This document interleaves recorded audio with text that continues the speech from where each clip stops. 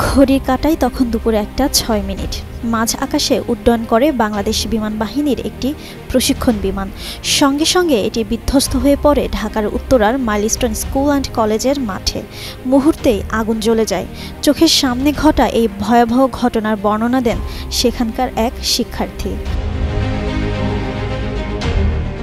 দশম শ্রেণীর ওই শিক্ষার্থী বলেন, আমাদের একটা পরীক্ষা ছিল। পরীক্ষা দিয়ে বের হয়ে দাঁড়িয়েছিলাম। তখন আগুন ধরা প্লেনটা আমার চোখের সামনেই বিল্ডিংয়ে আঘাত করেছে। ওই ঘটনায় তার এক বন্ধু নিহত হয়েছে বলেও জানান তিনি। বাংলাদেশের প্রথম 5D AI ইনভার্টার যুক্ত সর্বোচ্চ বিদ্যুৎ সাশ্রয়ী যমুনা এয়ার কন্ডিশন। বলেন, আমার একটা বেস্ট ফ্রেন্ড যে পরীক্ষার হলে একসঙ্গে ছিল, আমার চোখের সামনে মারা গেছে। ওই শিক্ষার্থী আরও বলেন, স্কুল গেটের ভেতরে অনেক অভিভাবক দাঁড়িয়েছিলেন আর ছোটরা বের হচ্ছিল ছুটির সময়। এদিকে ঘটনার পরপরই ফায়ার সার্ভিসের অন্তত 8টি ইউনিট আগুন নিয়ন্ত্রণে কাজ শুরু করে। চারিদিকে ছড়িয়ে পড়ে আতঙ্ক, আহাজারি। জাতীয় বার্ন ইনস্টিটিউটে ভর্তি করা হয় অর্ধশতাধিক দগ্ধ শিক্ষার্থীকে।